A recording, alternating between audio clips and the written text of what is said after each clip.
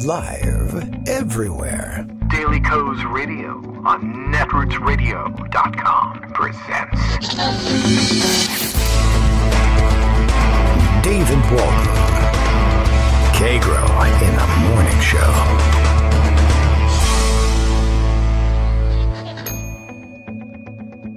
Now, here's David Waldman.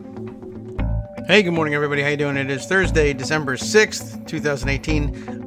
That's hashtag D6 for those of you following along with the QAnon conspiracy, I guess. I just sort of learned in the last couple of days about the existence of this particular storyline on the QAnon conspiracy. I don't even know if it's really a theory. Just a bunch of conspiracy-minded people running around saying that every little, I don't know, detail that they happen to pick up in a picture means something. Apparently, now that the day has safely come and gone, unless they mean December 5th, 2019, 2020, or perhaps in the past, and they plan to go back via time machine. I'm not really sure exactly which one it's going to be, but December 5th was supposedly, in QAnon world, the day in which Trump would take care of all of his enemies, Godfather style, I guess, and have them all arrested, eliminated, or otherwise moved out of his way. The hammer of justice, the swift hand of retribution. I don't know. I think I'm making up my own metaphors here. Not really sure, but they sound official when they come out of my mouth that way. Anyway, the thing is, it didn't happen. It was all supposed to come down on December 5th, and they were sure of it, and they were pointing at everything that they could. I saw some pictures circulating yesterday. Somebody's been tracking this nonsense very closely. December 5th was the day they wanted all this, or they thought all this was to happen. What they believe, I guess, is that some government insider by the name of, the pseudonym of Q, was giving them hints that December 5th was the day that all of Trump's enemies will be taken care of. People were going to be landing in jail. People were going to flee the country, whatever it was, to get them out of the way. And they were sure this was going to happen yesterday. They thought they were being teased by Q when they noticed that one of the chartered buses that was bringing, I don't know who, somebody, back and forth to the George H.W. Bush funeral at the National Cathedral yesterday, had numbers in the window, had a 5, like bus number 5 here, and it had a letter D sticker somewhere, and it wasn't really even in that order. It was a 5 and then a D, not a D5, but they were sure that had been placed there as a signal to them that this was all going to come true, and then, as it turns out, none of that happened. They gathered, it must have been as exciting as hell. Imagine if you were one of those conspiracy theorists and you think December 5th is going to bring this to fruition, and then George H.W. Bush dies, and then they announce that they're going to have the funeral on December 5th, which means that, as you saw, if you watched any of the funeral on television or saw any of the pictures circulating online, you had Trump sitting there next to the Obamas, the Clintons, George W. Bush was going to be there, and the Bush family, and I guess they hate them too, and Jimmy Carter was going to be there. All former living Democratic presidents were going to be there. And of course, all sorts of important people from all across the government were all going to be in the same room. They must have been salivating at the prospect of rounding them all up, or eliminating them all once and for all, or arresting them there on television for all the QAnon followers to see. But as it turns out, none of that happened. So happy D6. Everyone will be waiting for D6 action, or I guess theorizing that they meant December 5th, 2019, or they're doing all kinds of things. They're like, well, maybe what it means is it's backwards. It's code. They didn't want to come straight out and say D5 equals December 5th. Maybe it's 5 is the month. That's May of next year, and D is for D-Day, and I don't know. They come up with all kinds of things. It's really rather amazing, but distressing to watch, because of course it means that it's not a whole lot of them, but a significant percentage of our fellow Americans who cast votes and everything are mentally ill, and it's really sad to watch, I guess. All right, so let's see. Time to open the door for Greg here, and I guess to silence some of the other sound effects making noise in the background. Good morning, Greg. How are you? Good morning. I always Happy like that D6. silly little song when I call in. Yeah, that do. Everyone's being arrested. QAnon is correct. Something like exactly. That. It's so what happens is because the H.W. Bush funeral, the unsealing of the indictments, I guess, by the I don't know, Whoever does that stuff. Supreme Court. Well, not the bailiff, the marshal of the Supreme Court. The marshal of the Supreme Court was going to unseal all this stuff and then get everybody. But because of the HW funeral, it's been delayed to December 17th. Just so you know. Oh, okay. Well, that's good. And that's the day the indictments will be unsealed. But excellent. I was looking at all these "World Will End Tomorrow" cartoons. I mean, there's a gazillion of them out there. These two guys, each with a sign saying "The world will end tomorrow," and they're arguing about money. What, you crazy? I'm not lending you $10. The world ends tomorrow. I never get it back. What are you, nuts? Well, what would it matter to you? There's all sorts of things. The world will end Tuesday, the world will end Thursday, and those guys start fighting. I mean, that's what it's like on QAnon side. I guess so. I have not looked, but I am glad for people who do. And then tell the world did end for George H.W. Bush, and so his actual funeral, as opposed to the week's worth of lead up to the funeral, the actual funeral is this morning, and then Washington gets to move on. There's a really interesting piece here by Susan Glasser. George H.W. Bush's funeral was the corny feel-good thing that Washington needed, where you have all the idealists and hypocrites and everybody else standing up and saying all sorts of things. Okay. And, her conclusion is basically, he was a good man, not a great man, and half the stuff being said about him isn't true, but so what? It's nothing wrong with being a decent enough person, which he certainly was to people in his family and people who looked like him. Right, true. He was and sometimes to people that didn't look like him if the setting was right. But he could be like that. It's vomited on the Japanese. That's bad. Just before he died, Obama was down at the James Baker Institute, wherever that was, talking with Baker, with John Meacham, who was Bush's biographer, moderating, according to this Susan Glasser piece, and they were talking about, what happened to the world, who did what right and who did what wrong. And Obama was the one that said, the Washington consensus got a little too comfortable. We were a little too smug.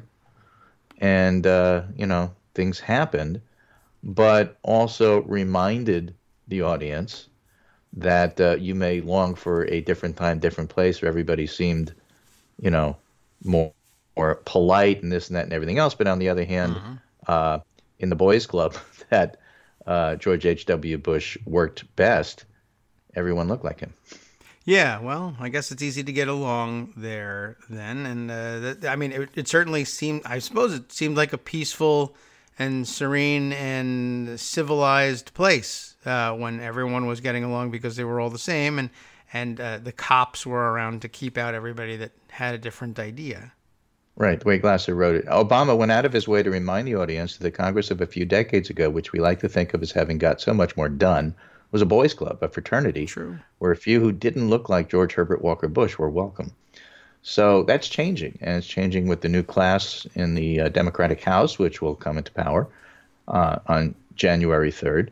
And I think the big story this morning, at the beginning of the week on Monday, we try to round up everything that happened, so it's a little bit, scattershot. And by Thursday, when I'm on the show, we get to hone in on maybe one or two stories. Okay. And the one or two stories we're going to hone in on today first is North Carolina 9, because that new Democratic group in power is not going to include Mark Harris. Also maybe what's going on with the Mueller investigation, with two big pieces to drop tomorrow. A filing with the court about Michael Cohen and a filing with the court about Paul Manafort, both of which might reveal a whole lot more than we have. But I came across a really, really good piece that I think will help explain some of the missing pieces, not necessarily fill in what those are, but at least outline what they are.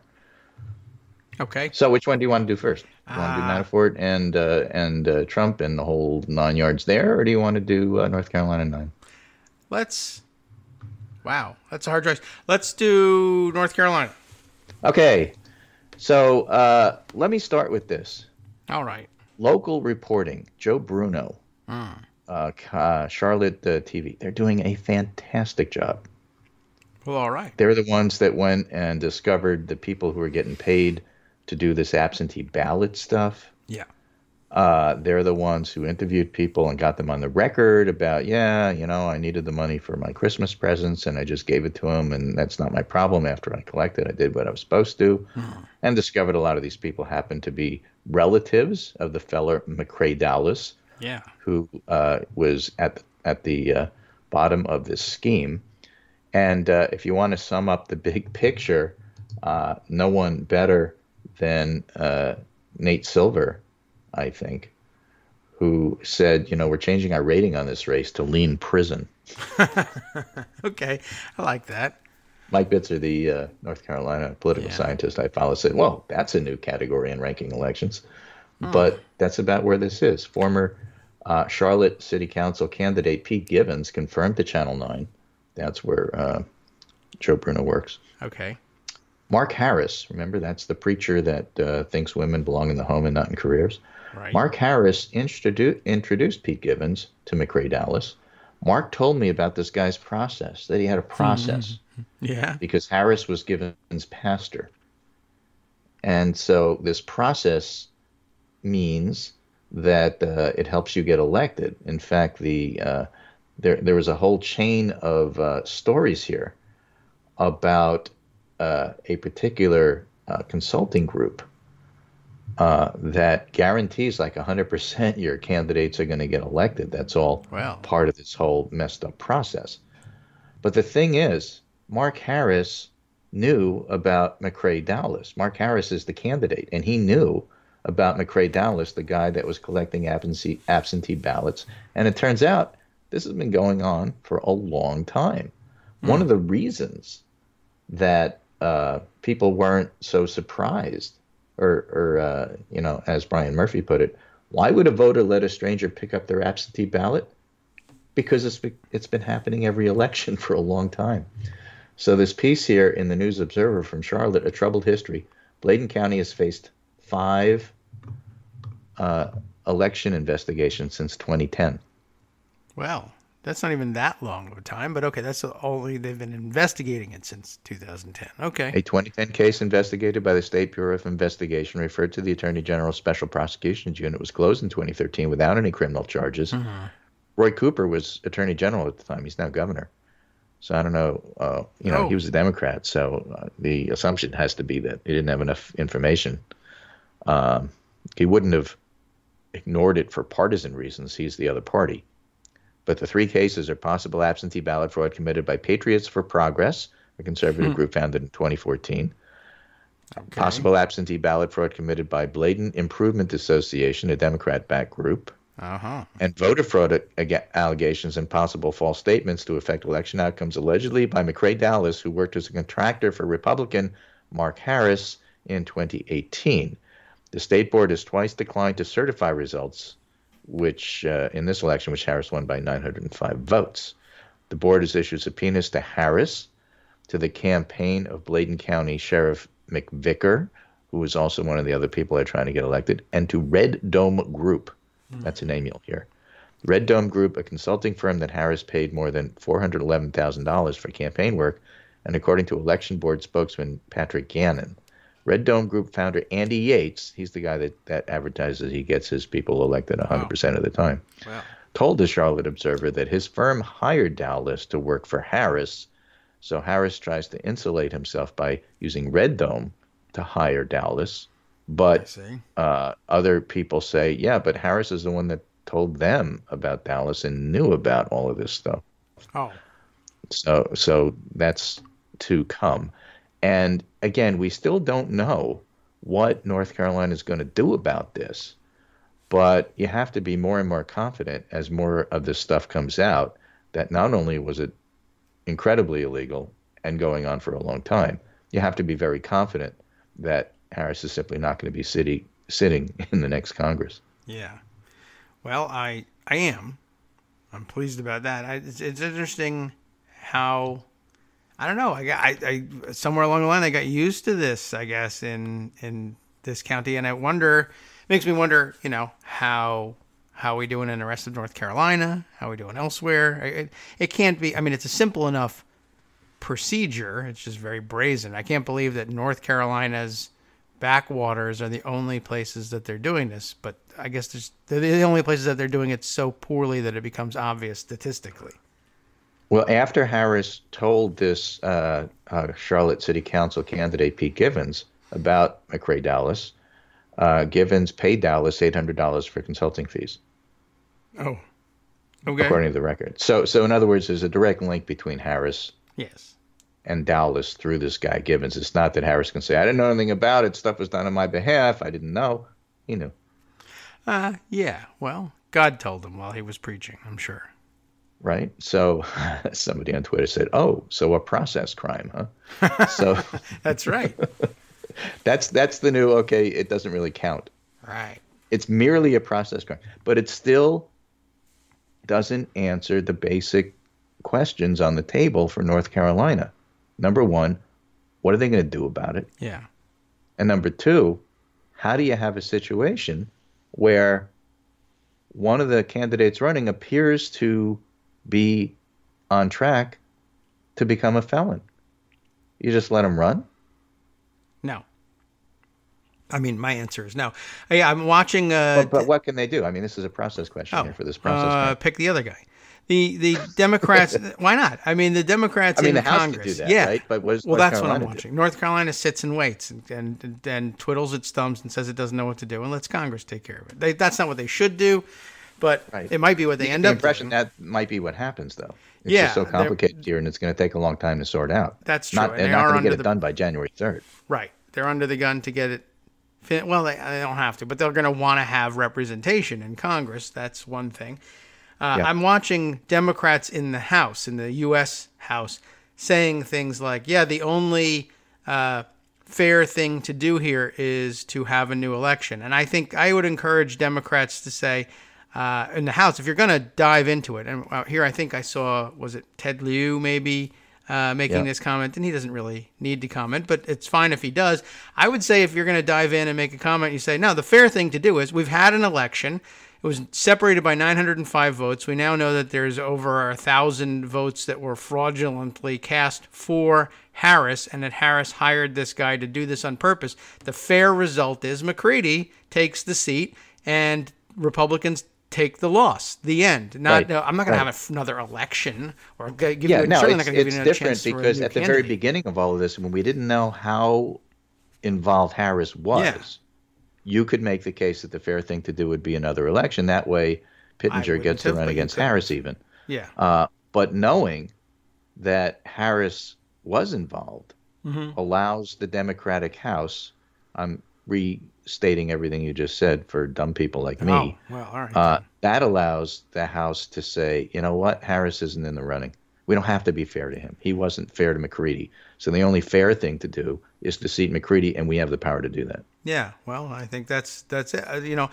On the one hand, you might say, well, you're being unfair to all the Republican voters of the district who weren't involved in this scheme. Pick a better candidate next time. Yeah, I mean, I can't tell you what to do except that you had the chance to nominate somebody who I guess wasn't involved in and that. You didn't, so sorry. Yeah. Although, who knows? Maybe he was. They're investigating the same operations since back to 2010. How do I know Pittenger was there legitimately?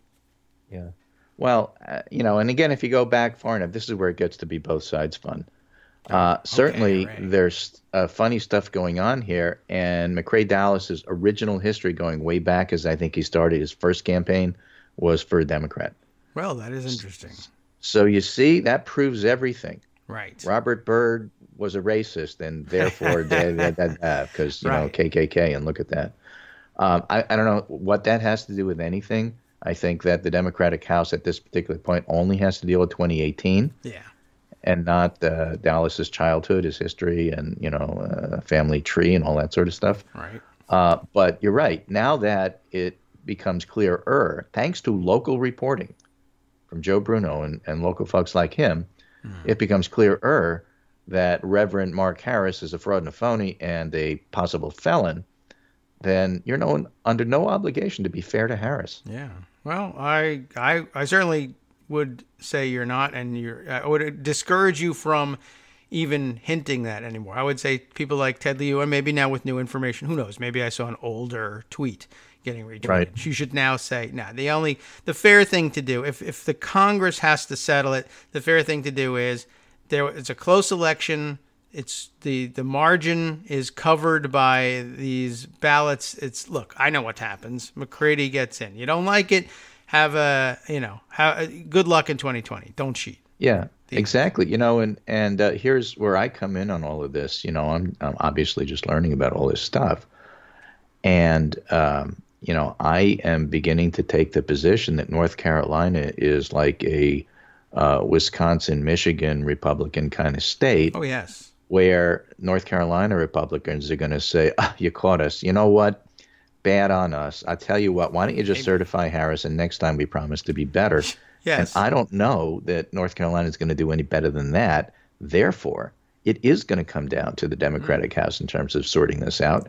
That's why I turn to you and say, and I did this a week ago, 2 weeks ago when we first started to hear about this. It's like, what are the rules for the House? Because we need to brush up on that. They're going to be stuck with trying to sort this idiotic situation out. Yeah.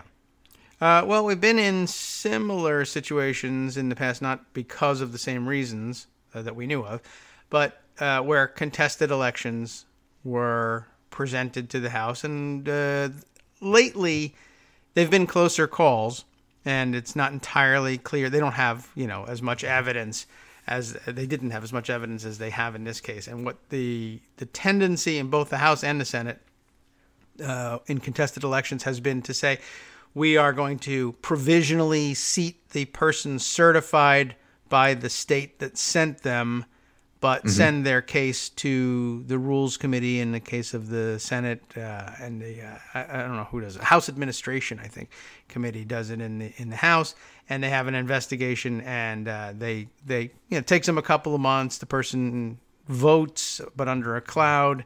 But this case is a little clearer, and they certainly have the ability to simply say either we don't accept these credentials, and without accepting the credentials, this is sort of a pro forma ceremonial acceptance of all the credentials ahead of time in both the House and the Senate. When new members come in, you don't see it. It doesn't take up much time on C-SPAN because there's usually nothing wrong with the credentials.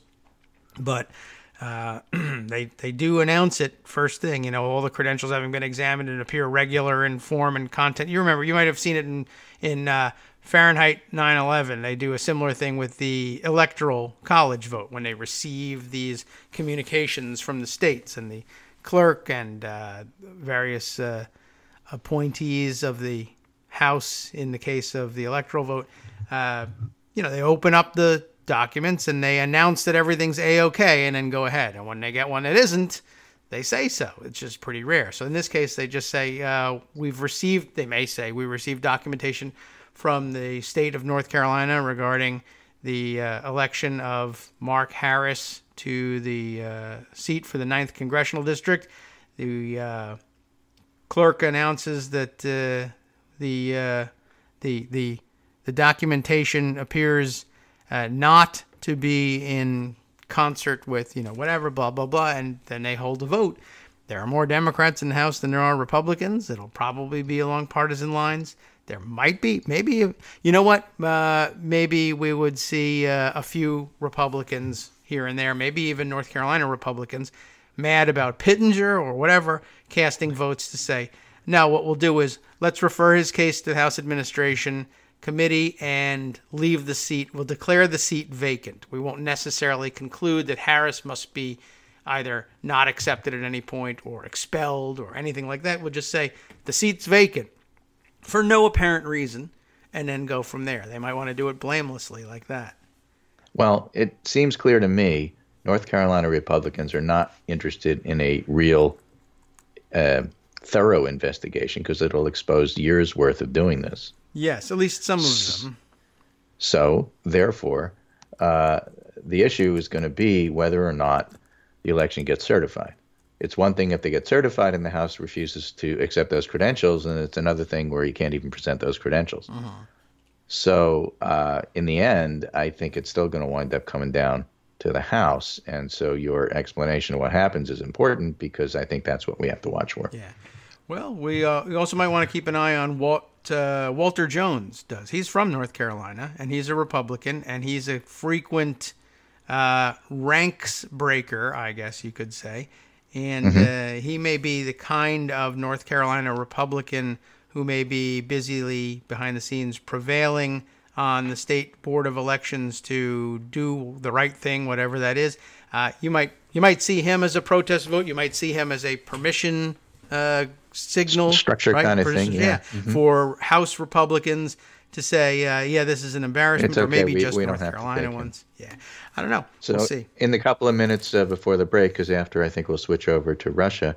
But Amy Gardner from the Washington Post reported yesterday a second subpoena is dropped in North Carolina 9, accepted by lawyers for Red Dome Group, the general consulting firm run by Andy Yates.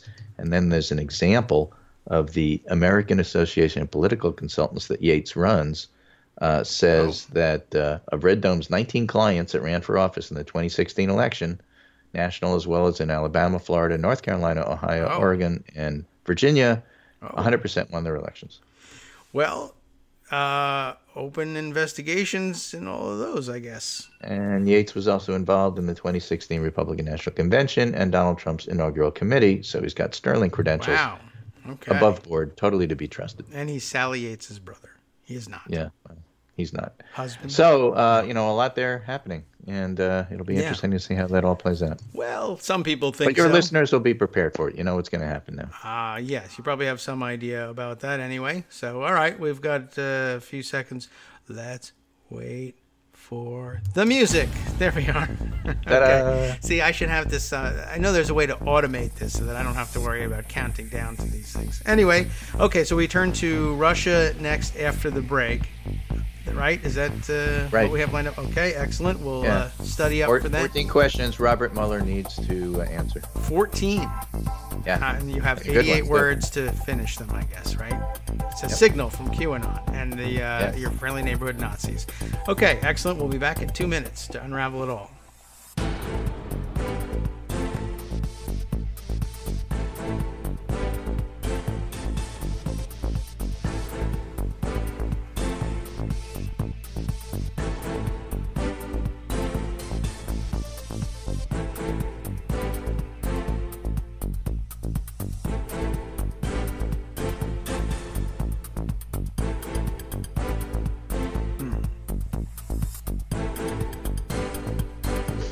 Basically, I'm going to do Marcy's Mike Pence piece. Okay, let me catch up on. Mike Pence is not going to be indicted, and then the 14 questions from Garrett Graff. Okay. Mike from Pence is Wired not going to be indicted. magazine. Oh man. Trump will. Oh, okay. Well, that's a start. All the get Pence first people are going to go crazy. I know. That's exactly what Marcy wrote. All right. Well, what can you do? Sometimes people He's don't. going to look like a jerk because he didn't know any about it, but he's not going to be directly implicated in being a liar. Huh. He's going to be implicated in being stupid. Well, that's something.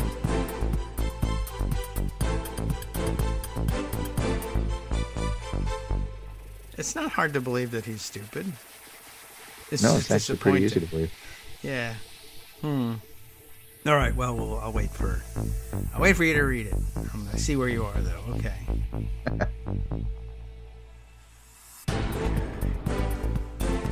Anything else? I mean, there's a couple of stories there about what this tells us, but frankly, those two are the big ones. They're the ones that help us. The 14 question one was really good. QAnon will love it.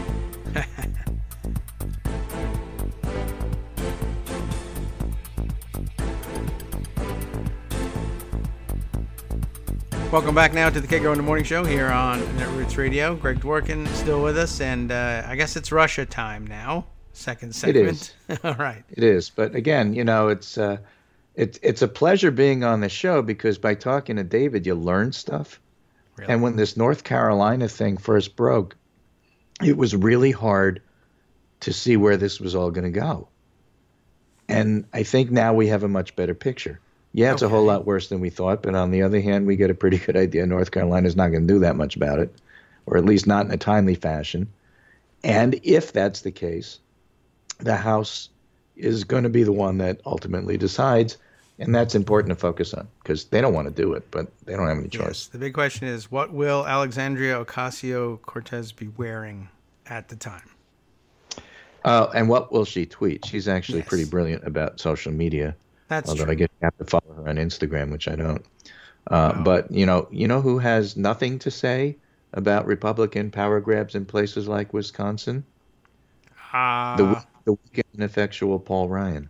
Is he from Wisconsin? That's right. I'm told you wouldn't know because like he doesn't do anything and like he's invisible and he's disappeared for like a couple of years. Probably running marathons. Leaving, and he was asked about what do they think about the Wisconsin power grab, and he said, I don't know. I haven't heard about it. I can't read every tweet. I can't discuss it because I haven't heard about it, right? Something like that. Okay, well, I guess it probably, I mean, he shouldn't have serious interest in it, I guess, but yeah, I mean, I don't know what he's going to do. What does he think he's going to, I mean, I guess that must mean he has some future stop plans. Pretending you're a leader, okay? Just like, stop. Yeah, I don't know. I mean, I guess what we're supposed to figure out from it, well, the journalists will be able to sit back and say, I don't care what it means. I don't care what it says about him. Does it mean he's running is the question. Yeah, I mean, if he just said, you know what, I'm watching what's going on and this is bad, that's not how democracy works, that would be a very helpful thing for the country, but of course he won't. Right, because it might be because, how he thinks because he's no works. John McCain and he's no George Herbert Walker Bush. Let's just say it. Right, but if he wanted to follow their footsteps, like, quickly. He could do something because he doesn't have to worry about being reelected, but no. No, all right. Too ineffectual to do that. So Marcy Not old enough Wheeler, to die yet. journalist Marcy Wheeler, who is a good friend of ours, on her blog Empty Wheel, that's the handle she used to go by, has a piece called No, Mike Pence is not going to be indicted. Oh, no. And she says, for a long time I've pissed off the frothy anti-Trumpers because I insist there's nothing in the public record that suggests Mike Pence will be indicted as part of the Mueller investigation. It's true that Paul Manafort, I'll paraphrase, kind of put him there. But Mueller seems to believe he didn't knowingly lie. Remember, Flynn was fired because he lied to Mike Pence. Okay. And he thinks that Pence And we didn't said, lie. did really? Or how do we think that Mike Pence actually was lied to as opposed to knowing? So that's what this passage from the addendum laying out Flynn's cooperation means, says Marcy. Several senior members of the transition team publicly repeated false information conveyed to them by the defendant about communications between him and the Russian ambassador regarding the sanctions and then redacted. Several senior members of the... Okay. Right? This is the most obvious person who repeated the false story. But another person who repeated it and may have known about it while they repeated it was Flynn's assistant, K.T. McFarland. Oh. Isn't she? Who was ultimately ushered out of that position. Okay, yes. Okay? And in forget summing who up this landed where. relatively complicated scenario here, all Trump stories are complicated because there's always ways to try to shield the people from doing what they're doing, and we don't have all the pieces. Marcy says, remember, according to public reports, Trump refused to answer any questions pertaining to the transition, period. Okay. Well, didn't answer questions to the transition, period. Oh, I see. January 8th, 2018, Mueller's team has been trying to get him to address his knowledge and involvement in, among other things, number one, former National Security Advisor Lieutenant General Michael Flynn, information regarding his contacts with Ambassador Kislyak about sanctions during the transition process. That means after you win, but before you get in there. And remember, Trump has claimed that's executive privilege, but it's not because you're not president yet. Right. So Flynn was contacting the Russian ambassador about sanctions. And what did people know about this?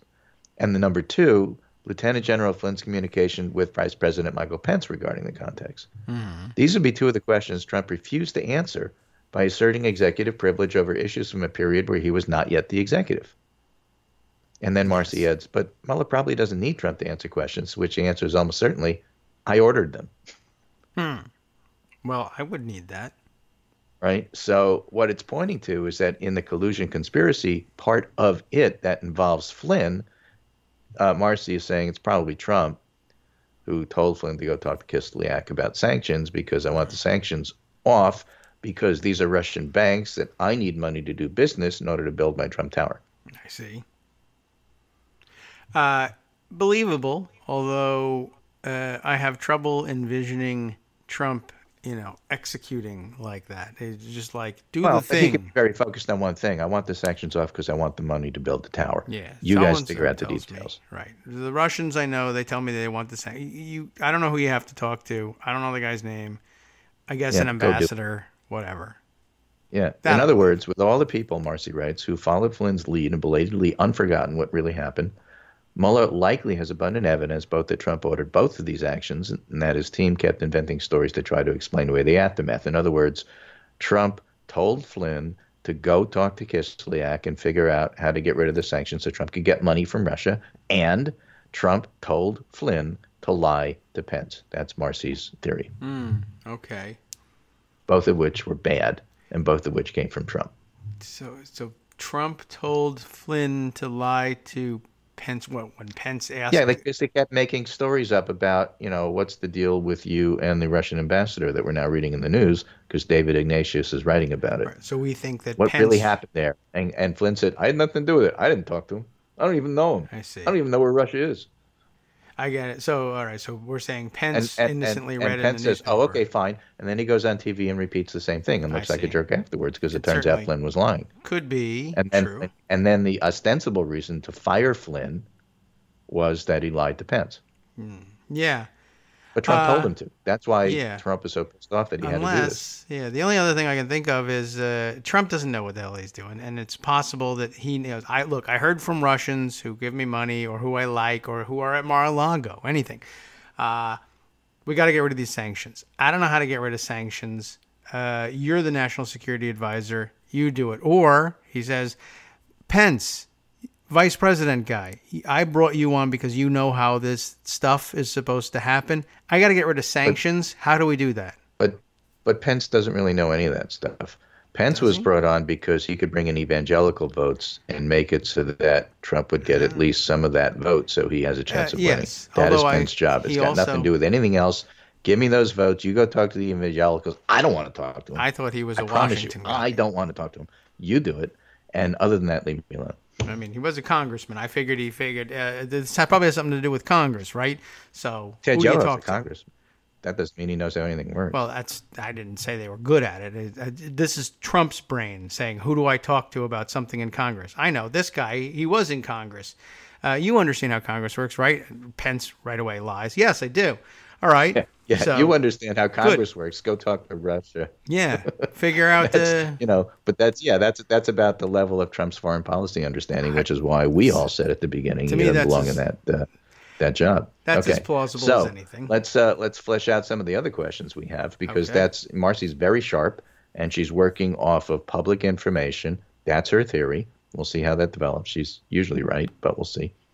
Garrett Graff, who did a biography of Mueller, had a really wonderful piece in Wired magazine called 14 Trump and Russia Questions Robert Mueller Knows the Answers to.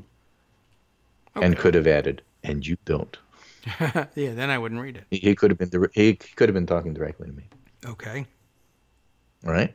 So the sheer breadth of alleged unrelated criminality by so many different Trump world players, from Paul Manafort's money laundering and European bribes to Michael Flynn's Turkish conspiracies to Michael Cohen's tax fraud to even the indictments of the first two members of Congress to endorse Trump, Chris Collins and Duncan Hunter, makes it particularly difficult to disentangle what might have been transpiring at Trump Tower and the White House. But Mueller's investigation has been remarkably focused and consistent straight through, zeroing in on 5 distinct investigative avenues: money laundering and Russian-linked business deals, the Russian government's cyber attack on the DNC, other entities, and state-level voting systems, its related online information influence operations by the Internet Research Agency, the sketchy contacts by Trump campaign and transition officials with Russia, which we were just talking about, and the separate question of whether Trump himself actively tried to obstruct justice. So those are the 5 things.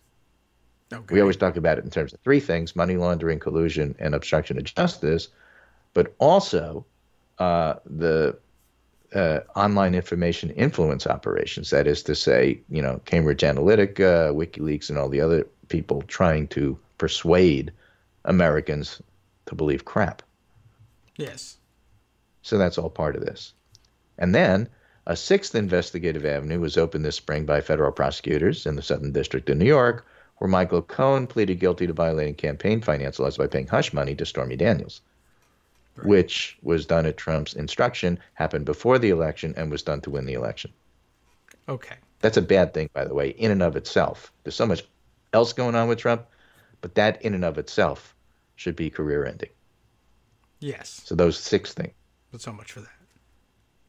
okay? All right. So, despite the massive revelations we know so far, and more than 300 pages of a Mueller report that's already been written through court filings, there remain very basic details we still don't know, starting with three overarching concerns. Number one, is Matt Whitaker overseeing the Russia probe, and is his appointment as Attorney General even legal? Okay. Yeah. No, it's And Garrett Graff says, in all of this, it's remarkable how little we know about the status of the acting Attorney General. that is true. There's 400 former employees who wrote in and said he shouldn't be here. His appointment is being challenged in the courts as being unconstitutional. And nobody knows whether he's actively overseeing the Russian investigation or not. Yes. Nobody even really knows whether he's actually been appointed or not. Actually, no one has seen the paper. I don't know why that happened. Yeah. Senator Kennedy was just on CNN this morning, the Louisiana Senator Kennedy. And, if it was the other guy. not one of the dead Kennedys. And so The band? Senator Kennedy said, politicians can talk off the ears off a jackrabbit, but what they say don't matter, he said. Right. This is what he said.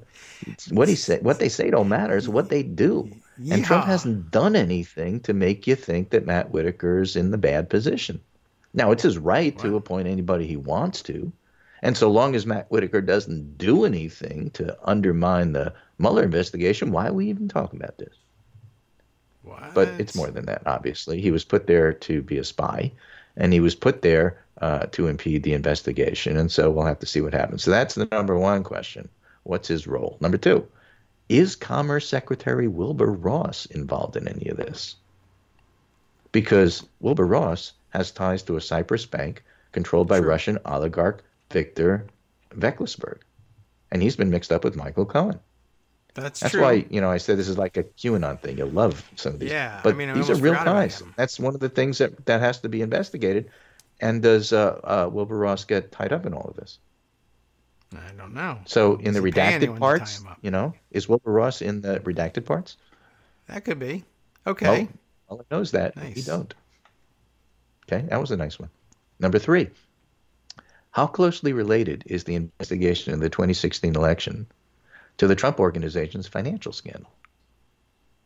The Michael Cohen plea agreement highlighted another uncomfortable fact, just how little we know about the business holdings, income, business partners, or investors in Donald Trump's business empire. I would add that's because the media let Trump get away with not giving us his taxes. They just gave up and stopped. They never gave up on Clinton's emails, but they gave up on Donald Trump's taxes, and they just stopped asking.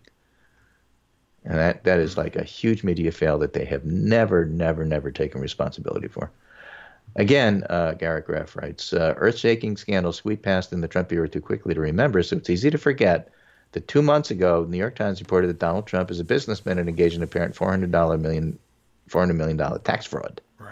Okay. Trump money watchers noted quickly the Times investigation complemented an earlier Washington Post report that pointed to how Trump abruptly switched in the 2000s, when we now know his father's funds dried up, to paying for projects with massive, largely unexplained piles of cash. Around that time, Donald Trump said Russians make up a pretty disproportionate cross-section of a lot of our assets. So the first rule of any scandal is always Watergate, follow the money. Who were or are Trump's business partners? Did any of them play a part in the 2016 election attack? We know from excellent reporting by people like Adam Davidson in the New Yorker that Trump was happy to do business with Russian oligarchs, and the June 2016 Trump Tower meeting involved at least some of Trump's business partners like Aris Aglarov, who may have moved money around suspiciously soon thereafter. Given how intertwined Russia's business elite is with Putin, it hardly seems like these connections are entirely unrelated. And beyond those three broader potential scandals, any one of which would have been the subject of wall-to-wall news coverage at close examination, leaves these other questions. How did Trump himself and the Trump family react to Cohen's updates on various schemes? Cohen recorded some of these conversations. Given how thorough and detail-rich Mueller's court findings have been, it seems likely there's a reason to have left the details out. Number 5 out of 14. What has Felix Sater told Mueller? The man known as Individual 2 in the Cohen agreement, real estate developer and peripheral Trump figure Felix Sater, possesses perhaps the most intriguing background of anybody wrapped up in the scandal. He's a longtime intelligence asset businessman who was a key participant in the Trump Tower Moscow project. And from another case involving the Russian mob, he has a pre-existing relationship with Andrew Weissman, Mueller's bulldog prosecutor. Sater has been apparently cooperating with the special counsel, and that assistance, paired with Michael Cohen, a walking 70-hour talking Rosetta Stone of Trumpland, would potentially provide comprehensive insights. Oh, and what has George Nader told Mueller?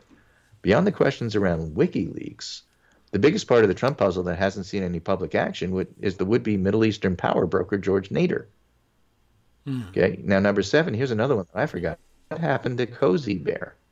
You may be confusing that with Fancy Bear. Oh, Fancy Bear is the military intelligence unit that was a hacking team, and we know about that. They were indicted by Mueller. Yeah. But there's another separate group called Cozy Bear. They worked for the State Security Service, and they were exposed by the Dutch because the Dutch put in videotapes and infiltrated the headquarters and filmed them hacking people. You remember that story? Yeah, the Vaguely? Cozy Bear P-tape.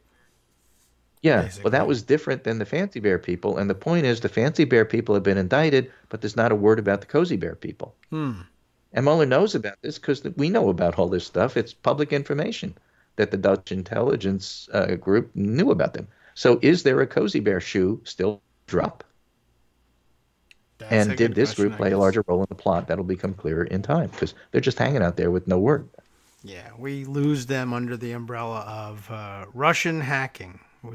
Yeah, exactly. Okay, interesting. Exactly. Just like the Podesta hacks are different than the DNC hacks, but they all get glommed together. Right, right. Was one group working on one and the other group was working on the other? We don't know. Maybe they don't know. Okay. Next, the Atlanta Traveler. Who? I didn't even know about the Atlanta Traveler. Is he In some Allman ways, Brother? the hugely detailed nature of Mueller's filings makes the details he doesn't include just as interesting. It's the dog that didn't bark in the night.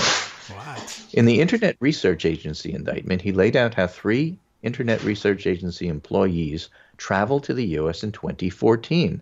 Mueller indicted 2 of them Okay. and left one of them unindicted. A man who evidently traveled to Atlanta as part of the operation for 4 days in 2014. It can't be for lack of knowledge. He knows all about them and the other 2, and he makes clear in the indictment he knows the precise IRA official who this unnamed, evidently male traveler filed Atlanta expenses to after the trip. So if the travelers are remaining anonymous, why? Does he have a cooperator from inside the Internet Research Agency? Wow. Or is it Felix Sater? Or... Who knows? Number 9. Why was Trump's team so concerned about the transition documents? It's easy to lose track, so it's easy to forget at this point just how much material Mueller has accumulated in his investigation. A year ago, a controversy erupted over how Mueller had legally obtained emails from Trump's presidential transition team. Mueller was using the emails, including those from Jared Kushner, to question witnesses, causing concerns among the president's lawyers. What was in the documents and what were the questions that raised such objections? What did Mueller's team know that the president's lawyers had hoped to keep out of their hands? Number 10, of course, is how much of the Steele dossier is true. Number 11 is it a coincidence that the IRA, not the Irish Republican Army, but the Internet Research Agency, scheduled a Down with Hillary rally in New York weeks in advance for the day after WikiLeaks dumped the DNC emails? QAnon should go over this one. I guess so. Right? Bob Mueller's court filings are filled with interesting dates and nuggets, but this is one of them. How did they know that a Down with Hillary rally was needed, that they had to schedule in advance? That's a good question. And I guess that's open. There really could just be coincidence. They just, we were going to do that anyway. And we knew that WikiLeaks was going to do something. We just didn't know the date. We would have coordinated if we had the chance, but we took a stab at it. And maybe WikiLeaks followed our lead. I don't know. Maybe. Number 12, why isn't Mueller prosecuting Maria Butina? Oh, and Elena Kushanova. Wow. The case of the gun-loving Russian operative Butina arrested this summer in Washington and the purported accountant for the Internet Research Agency, that's Elena Kushanova, Charges fall with interfering with U.S. elections. Both have been handled by the Justice Department's National Security Division, which does counterintelligence cases, even though both cases appear to fall squarely in Mueller's mandate. And he did charge many of Kushner's Internet Research Agency colleagues. Reporting at the time indicated the investigation of Butina predated Mueller's appointment, which could be one reason Mueller didn't handle her case. But given the ties to the NRA and Mueller's apparent interest in the sources of NRA's funding and Russian banker Alexander Torshin, who Butina is connected to, it seems like she'd be of great interest to him. The odd manner in which her case was filed and unsealed a month later offers intriguing possibilities.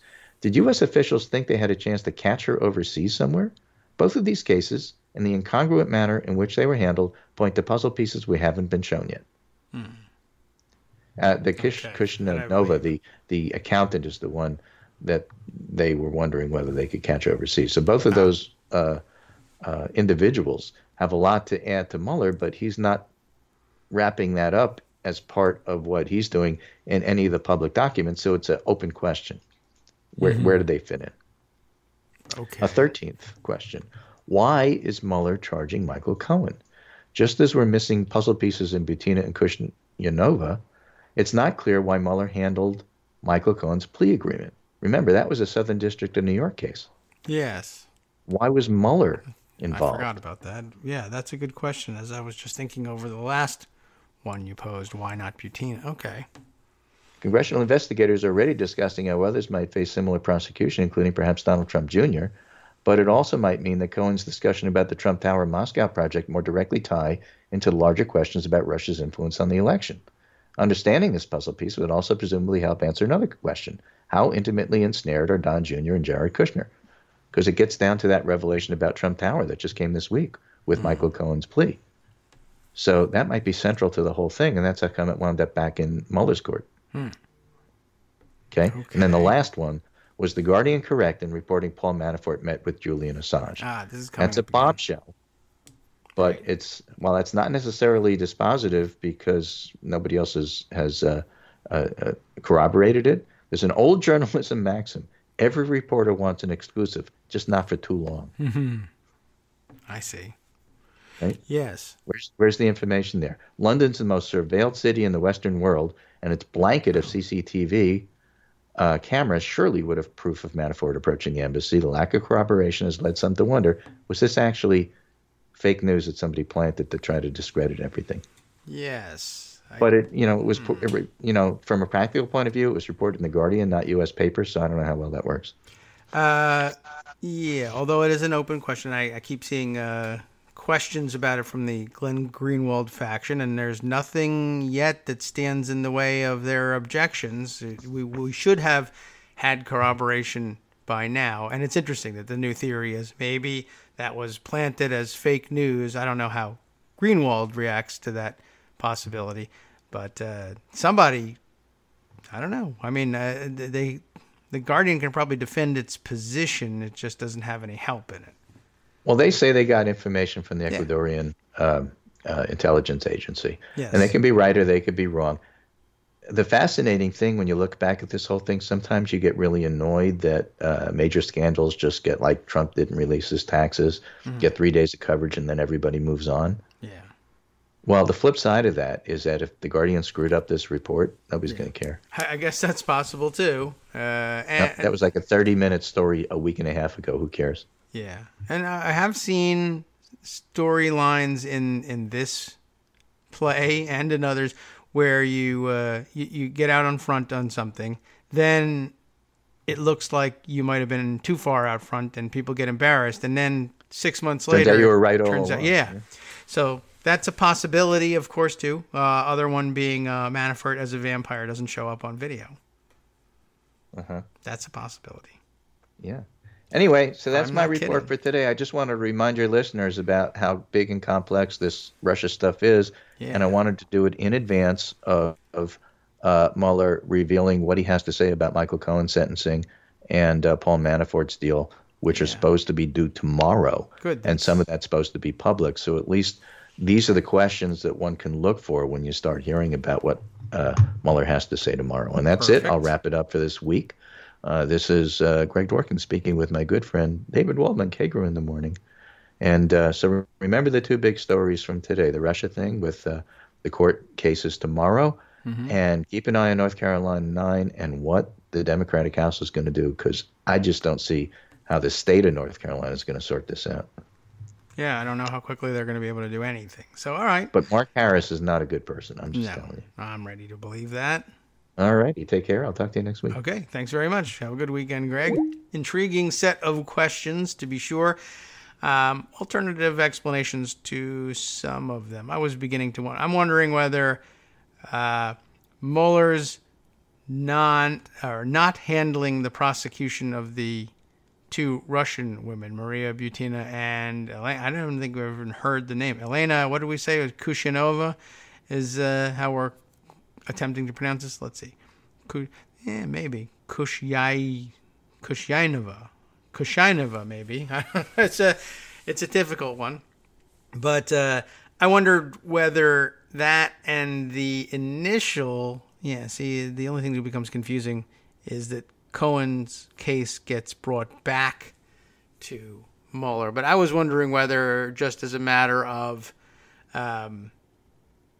distributing the burden to some extent, but also protecting the investigations from the possibility of Mueller's firing or interference with Mueller, that they might try and farm out as much of the operation as possible, so that at the very least there would have to be multiple firings across multiple offices in order to quash the entirety of the investigation. But there must be something significant to have made Mueller then turn around and take the Cohen case back. That to me seems more likely to reveal something interesting when the story is finally told than the question of why Mueller isn't currently handling the prosecutions of Butina and Kushinova. Maybe that has... maybe there's something hidden there too. It's a good question and fair one. Nothing unfair about asking these questions. I have no answers to them, but apparently Robert Mueller does, and that's probably the more important issue for the day. Anyway, coming up on our next break, there's been a couple of comments along the way. Karen is asking, why do we believe that Flynn lied to Pence? After all, that story came from the White House. That's a good question. I don't necessarily need to credit the White House with telling the truth in order to believe that, I guess. Here's my answer. Why do we believe that Flynn lied to Pence? Because I believe any story about any of them lying to anybody. So that's easy for me to believe. Why would Flynn lie to Pence? Because Flynn works for Trump and Pence works for Trump, and they both know that, and they love lying, and they do it as a matter of course for no reason. So I don't really know. Why do we believe that leaves Pence blameless? That's the part I don't believe, and you shouldn't either.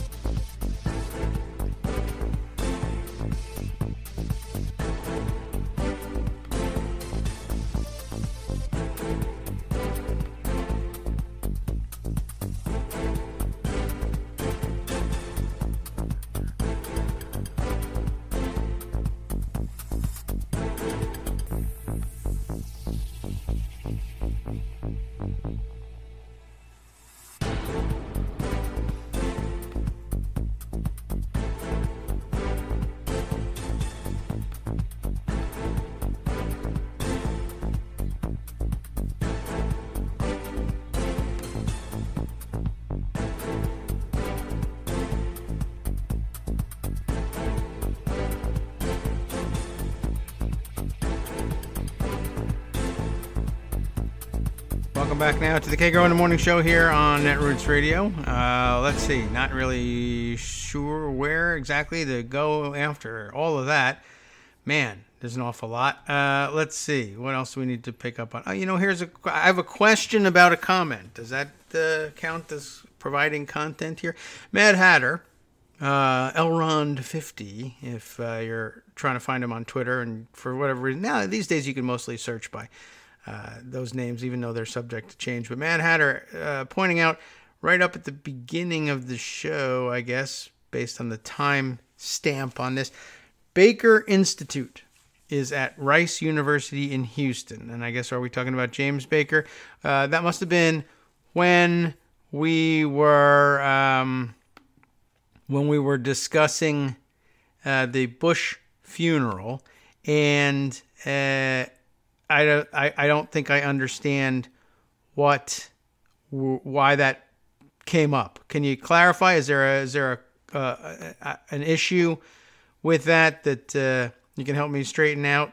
I'm not certain what I should be pointing out from that piece of information. I mean, it sounds like really, suspicious in some way, but I mean, okay. What was the involvement? Why did that come up, and why did it come to mind? Okay, let's see if we can clear that up. No pressure there or anything. Let's see. What else have we got here? Michael Musson commenting, who accepts the results for the first representative to Congress? This is another bootstrap problem. Is it the previous clerk? Yes. Well, that's a good question too. It's the clerk is the frontline answer here. The clerk accepts the results for all the representatives. That's the function of the clerk. And I guess that in transitioning from one party's control to another, they often change clerks. But my guess is that you use the previous clerk to accept the results of the election, and then you can, like all peaceful transfers of power, which are the basis for everything that we're doing here. But by the way, that's everything that's at stake in, can I change storylines for a second? In Michigan and Wisconsin and elsewhere, right? It sparked in my mind as somebody said something about on Twitter about the peaceful transfer of power is like the chief hallmark of democracy. It's how you know you're still living in one. And although you could question about how peaceful things are right now, it would still qualify, generally speaking, as peacetime now. The problem is the transfer of power. Peaceful transfer of power from one government to its successor.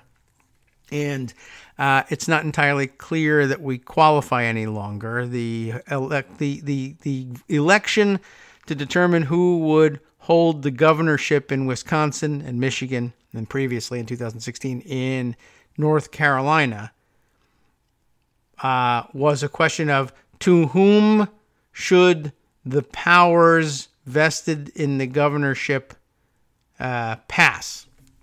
And the answer from the voters was to the Democratic candidate. And those powers are not being transferred. Nothing necessarily violent about it, but I guess we could say it's a two-pronged test. Peaceful, transfer of power. Peaceful, yes. Transfer of power, no. This is a problem. Does it have to be every single power? I mean, sometimes the legislature will legitimately transfer authorities from the executive branch to the legislative or somewhere else, or vice versa, I suppose. But are the powers being revoked so broad as to constitute a question of whether or not we're really seeing a peaceful transfer of power? That's not a question anybody's going to be able to pose or answer.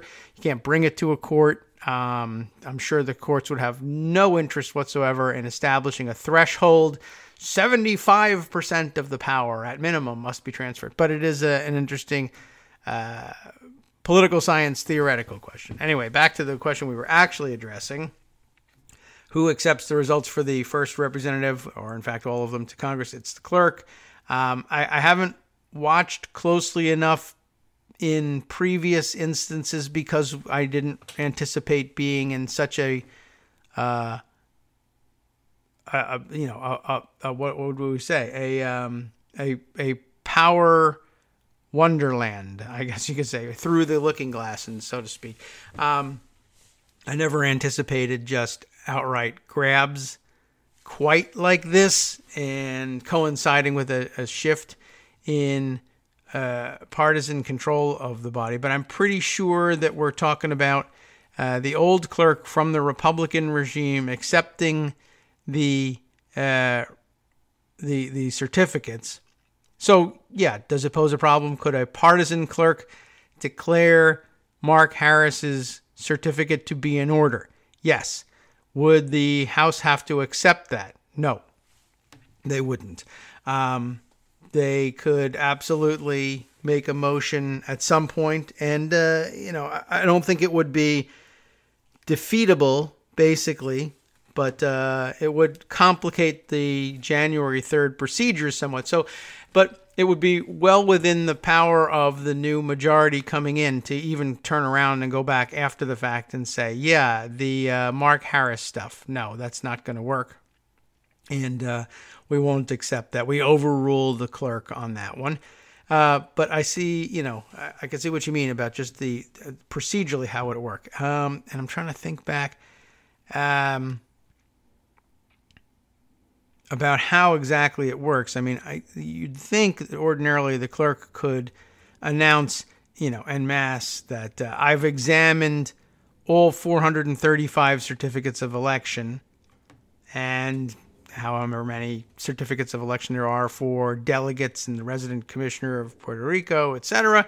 And they all seem to be in order, etc., etc. And given that, I now call the roll. I get everybody to answer that they're present, and then we'll have an election for speaker.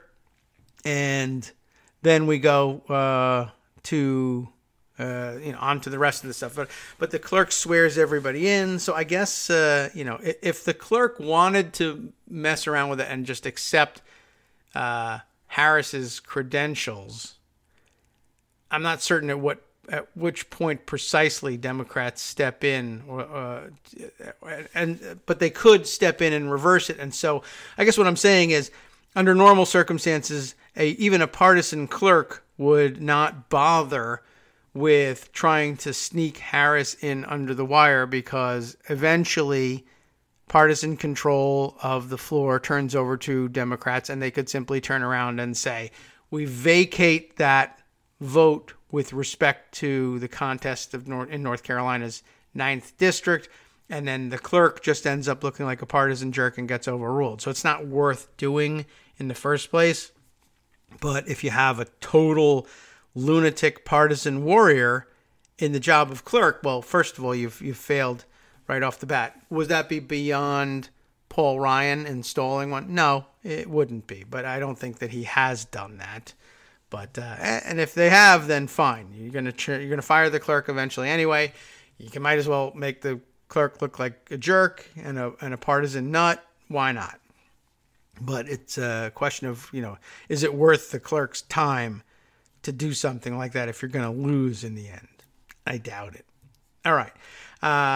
But it's a good question and very odd. The second comment here is also considering norms bite the dust. What stops a majority from declaring all minority election results as vacant seats? Again, it's the embarrassment factor. It has to exist. You have to believe it makes you look so terrible that either you'll lose your next election or be assassinated or something like that. And I don't think very many people would stand for watching that happen. But of course, you keep that in mind, because no one would, well, like with everything else, I guess you could say it's a double standard. No one would stand for Democrats doing that. No one should stand for Republicans doing that. But I don't actually believe that all Republicans would reject that the way I believe all or nearly all Democrats would reject it. It's just one of those incongruencies that exist as between us and them. We would wring our hands about it and they might not. But, so I guess, do I need to look out for that in the future? Sure, I guess you would. I don't know. I think to some extent the members still believe that their own legitimacy requires, or depends on not doing things like that. But I guess fewer of them every day. Let's see. Back to Mad Hatter's comment, now clarified. I think the Baker Institute is named for James Baker. That's what I figured. Greg mentioned wherever. Did he say wherever that was located? This was when Obama visited George H.W. Bush. They were in Houston. Okay. All right. I missed that particular piece of information being missing. Okay. But thank you for clearing that up. And now that answers our question. All right. Let's see.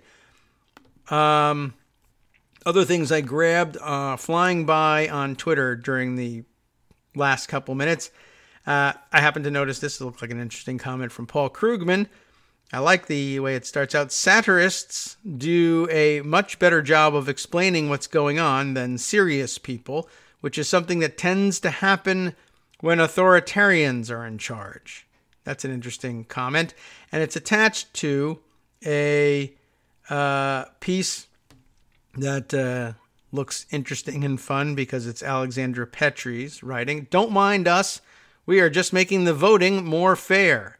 Sounds like a commentary on what we've been discussing in our segment with Greg. Here it's in the Washington Post. It says this: look, it has come to our attention that people in this state are not being correctly represented. By correctly represented, I mean represented by Republicans. You see what we're getting at here. This is why we as a legislature are taking steps to make sure the voice of the people can be resoundingly heard. I don't know whether we're talking about Wisconsin or Michigan or both or all, North Carolina as well. But, if I clicked on the link, then I would know. Wisconsin is the answer in this case. But I'm sure it also applies equally to Michigan. So this is why we as a legislature, she writes tongue-in-cheek, are taking steps to make sure the voice of the people can be resoundingly heard. You would think doing something like voting would make your voice heard, but voting only muddles things.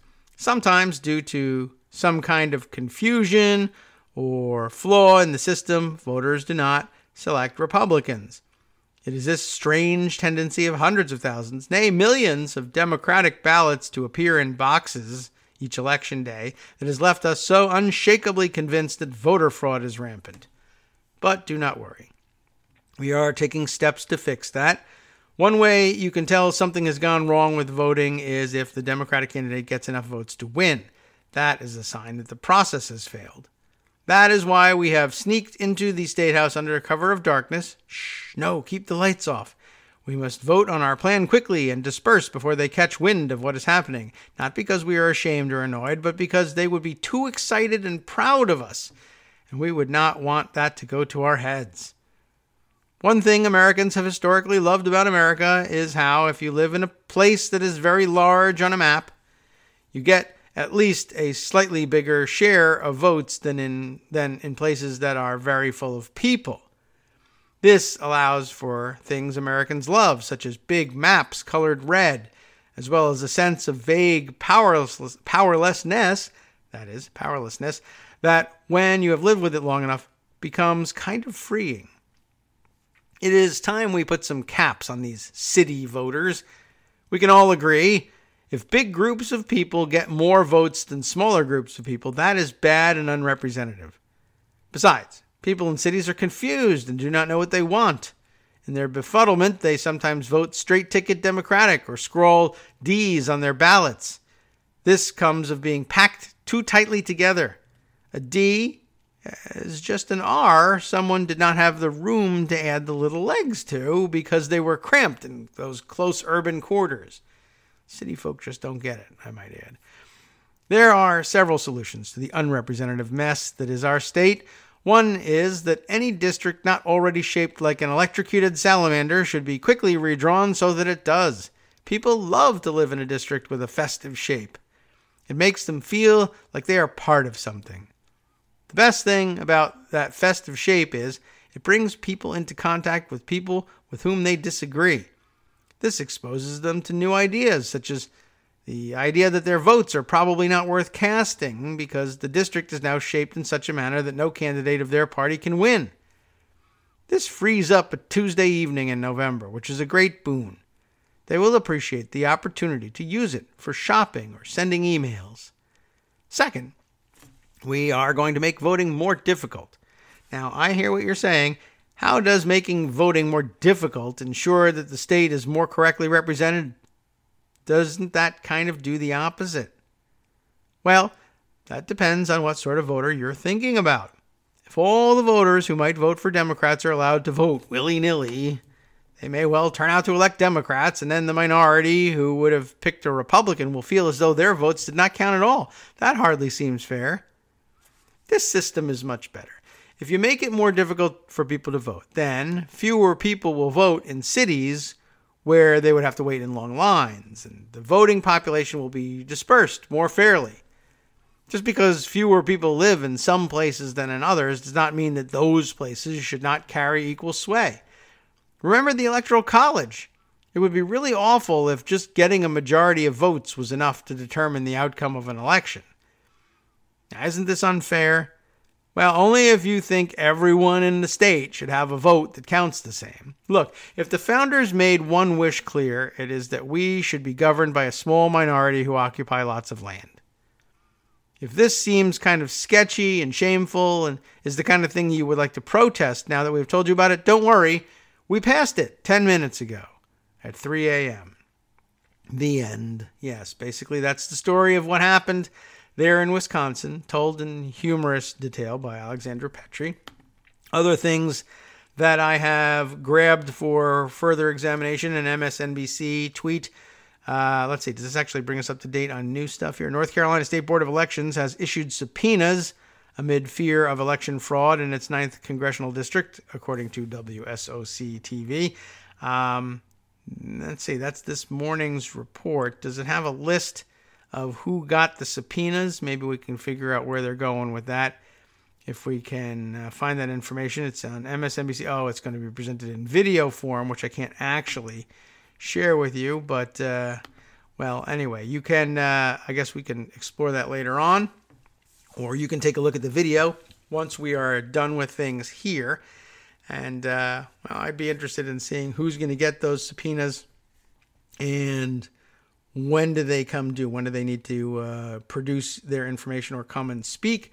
And we can get some sense of whether or not the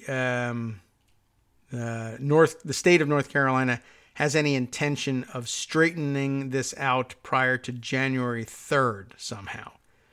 And in case you're still wondering why the January 3rd date, that's the date in which, I guess, unless it's a Sunday, they would actually come and do that. They only change from January 3rd when it runs into weekend problems. But otherwise, the soonest date thereafter. I might as well do the research now. January 2019 calendar. Google, tell me what's up. Pop one of these open. January 3rd is a Thursday, so everything should be fine. So look for it to resolve itself then.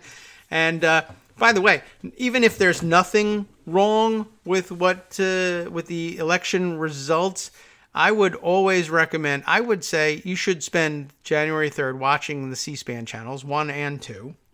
There's likely to be more drama on C-SPAN, the regular C-SPAN, C-SPAN 1, because it covers the House. I don't think they're anticipating any problems in the Senate, but you should watch and just see the procedure by which they establish a new House of Representatives and see that they go through each step in the process. And it all seems so dumb or repetitive or obvious, and couldn't we skip some of this stuff? But each one of the steps is taken for a reason to establish legitimacy, in a democratic process. That's why I keep harping on dumb stuff like, is Matthew Whitaker actually the acting attorney general? And there are still people out there who are like, why do you ask these dumb questions? This is stupid. Of course he's the acting attorney general. You object to his policies, maybe, but we don't even know what they are. You object to the guy who appointed him, sure, but how can there be any question? Even if they're not partisan. Reporters sometimes are asking this, or they just say, why are you bothering me about referring to him as the acting attorney general? He is. That's the name we were given. And I guess it's because I'm such a process stickler, or I've watched it, and I find such satisfaction in seeing all the steps taken properly that I wonder whether, maybe people are lacking in that. They should, but not seeing or not being allowed to see the paperwork purporting to name Whitaker as the acting AG is problematic. I mean, just because all prior presidencies have had no particular reason to fake it doesn't mean that this one won't. I mean, this is very abnormal, this situation. And, I mean, really, all by itself, just it's an abnormality that you can't see the paperwork. Why wouldn't you be able to see the paperwork? That's such mundane stuff. Sometimes it's the mundane stuff that tells you the most, right? The fact that they won't show you the paper that says he's been appointed is like, well, then there's really only one conclusion to draw from that, which is that there might be some problem with it, and he actually isn't. I really couldn't tell you another one. I lost it. I didn't write it. That's also bad. I lost it is also bad. You know, if it's not archived, how do we know? You always have to be able to trace the provenance of these things back to some legitimate action, or else, well, in normal circumstances, you have a real problem. Something that they've done is invalid. Anyway, I recommend watching the January 3rd proceedings, and it also comes in handy if you watch it and learn it, then you're able to answer questions when difficulty comes up later on. Well, you know, at what point do you object to the seating of Mark Harris, and who does it and when and to whom, and who makes that decision? And you would know that stuff clearer if you watched. I mean, doesn't help necessarily to have watched only once or twice because you can't remember every bit of the detail, like me. I mean, I also don't remember every bit of the detail, but it becomes a lot clearer how you would object and at what point you would do it and what you would say. It's always interesting to learn the magic words along the way. All right, let's see. There's more about everything that, again, so trying to weigh the best use of our time. Let me go back to North Carolina for some more sampling from the local reporters. Joe Bruno, Greg mentioned, as a guy who's really making a name for himself in his reporting from Channel 9 at WSOC down there in North Carolina. And he had a remarkable thread actually yesterday morning. So we've missed it to date. I'm happy to catch up on it. This is what he tweeted yesterday. This is stunning news. And he points to actually a BuzzFeed article. So interesting that even he getting help from elsewhere. The BuzzFeed article, Inside the North Carolina Republican Vote Machine, Cash, Pills, and Ballots. Pills, how did that get in there? Yeah, well, you might have guessed offhandedly as you were watching, quite frankly, as you were watching some of the interviews that Joe Bruno's been doing, you might have been thinking to yourself, wow, the people who are appearing on camera here don't appear entirely with it or healthy. And your mind might immediately go to, well, the opioid crisis and where it's affecting people. And you wouldn't be far off. That's, I guess, the results of the investigation by BuzzFeed that Joe Bruno is pointing to and saying it's pretty amazing. Now, long story short, we can read his comments and his pull-out quotes, I guess. How long is the BuzzFeed story? I mean, it's not super lengthy. Maybe we should just read that, and then we'll take a look and see if Joe has something to add on top of that, rather than just reading his excerpts, because I'd love to get this full story. Brianna Sachs and Otilia Stedman. That's an interesting name, Otilia. Otillia. Very nice. I've not run into that before. Inside the North Carolina Republican vote machine, cash, pills, and ballots. McCrae Dowless and his family worked with wads of cash, usually an indication these days that something possibly illegal is going on, and workers illegally handled absentee ballots, a woman who worked for him says. Here's the deal. Dateline Bladenboro, North Carolina. The allegations that Republicans tampered with absentee ballots in a close North Carolina election represent the most serious federal election tampering case in years, one that allegedly stole votes from elderly black voters in the state's rural South. Now, two women intimately involved with McCrae Dowless's absentee ballot machine have revealed to BuzzFeed News its grim and chaotic workings, in which Dowless tracked votes on yellow paper. I assume Does that mean like yellow legal pad? And paid his workers, including family members, from stacks of cash, and that some were on opioids while they worked, which ordinarily wouldn't, I would think would be neither here nor there, but let's find out.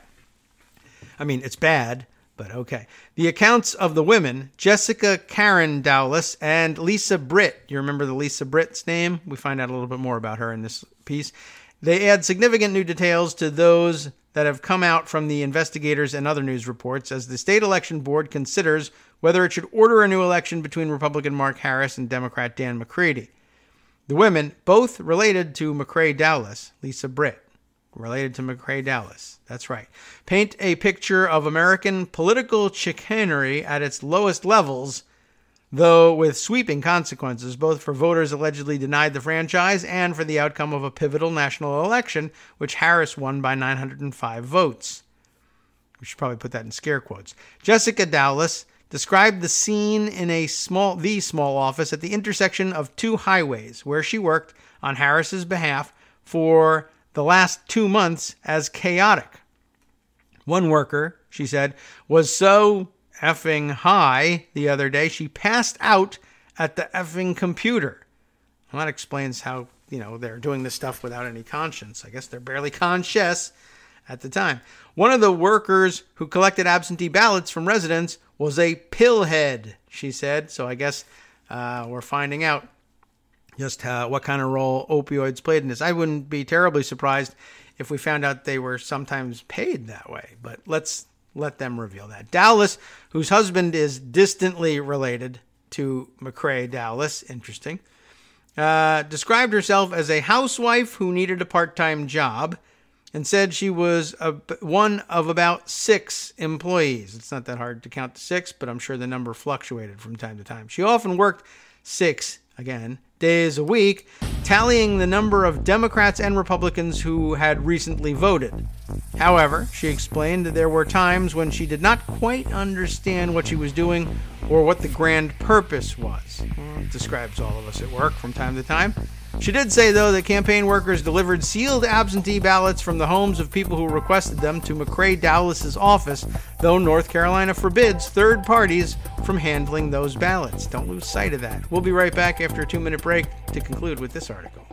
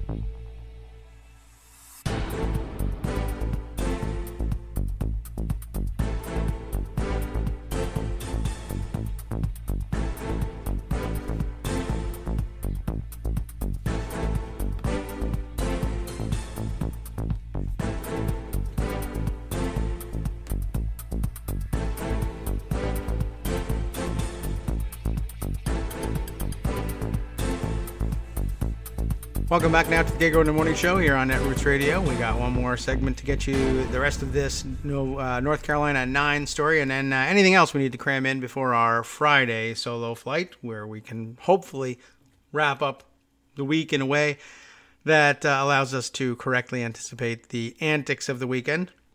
We left off by describing Jessica Dowless's confusion as to the full picture of what they were doing. But suffice to say that no matter what they were doing with other people's sealed or unsealed absentee ballots, they were already violating the law. They just allegedly, according to one story about this, didn't know that they were violating the law because they had been violating it for so long and had done it so often and never had anyone raise any objection, I guess. Anyway, we're talking to Jessica Dowless here in the BuzzFeed article. She said she spent her time tracking the number of ballots sent in to the county board of elections and then tallying up the number that were collected by employees of McCrae Dowless, who the Washington Post reported would keep the Harris campaign updated on the latest figures. Why? Because they contracted them to do exactly this, which is why Harris has no business in Congress or outside of a jail cell. Jessica Dowless said she would also note voters' race and party affiliation, because that's totally normal.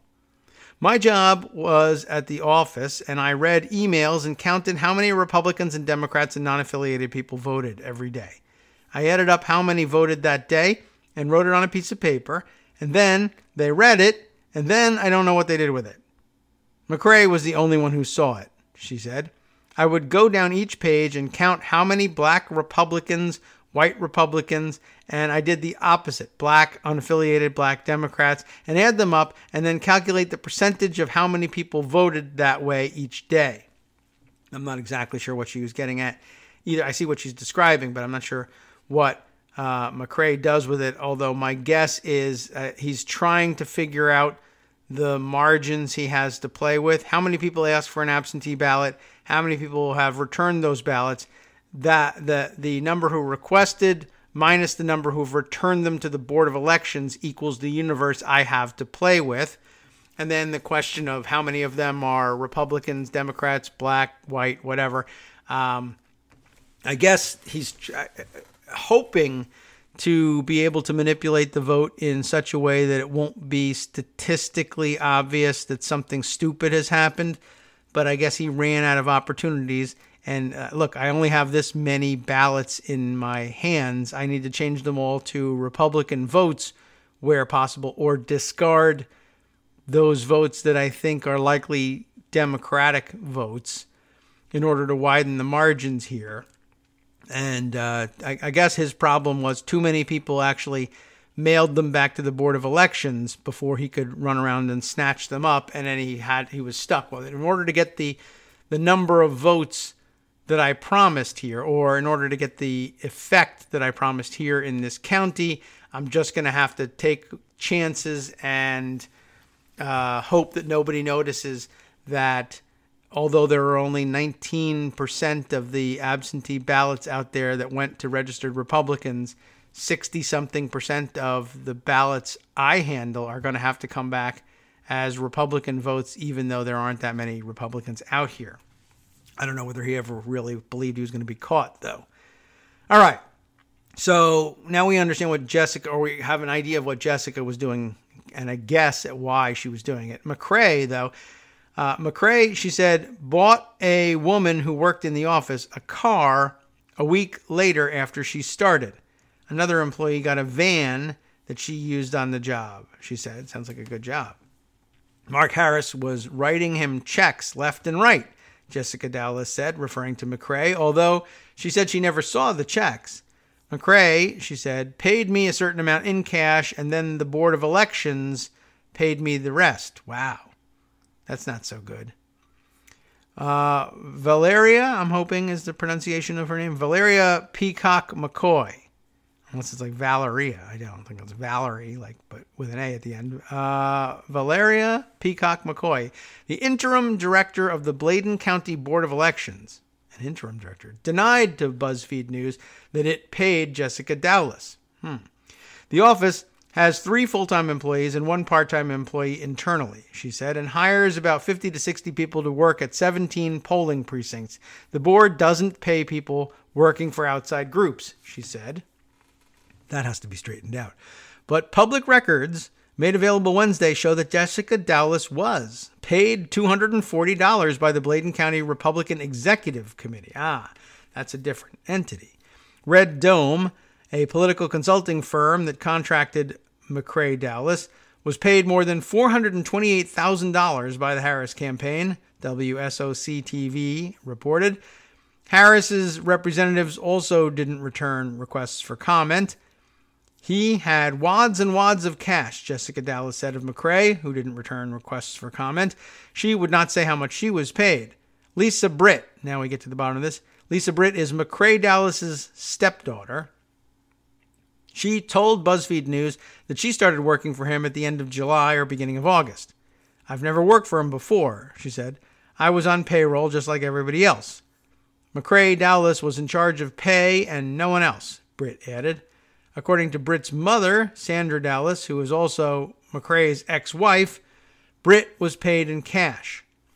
Britt and Jessica Dowlis, I guess that explains, by the way, why Lisa Britt and Sandra Dowlis could have the same address, although it is only a one-bedroom apartment, but certainly could be crashing on the couch or a cot in the living room for some period of time. But so Sandra is Lisa's mother. And they were the ones we called their names first in this storyline a couple of days ago.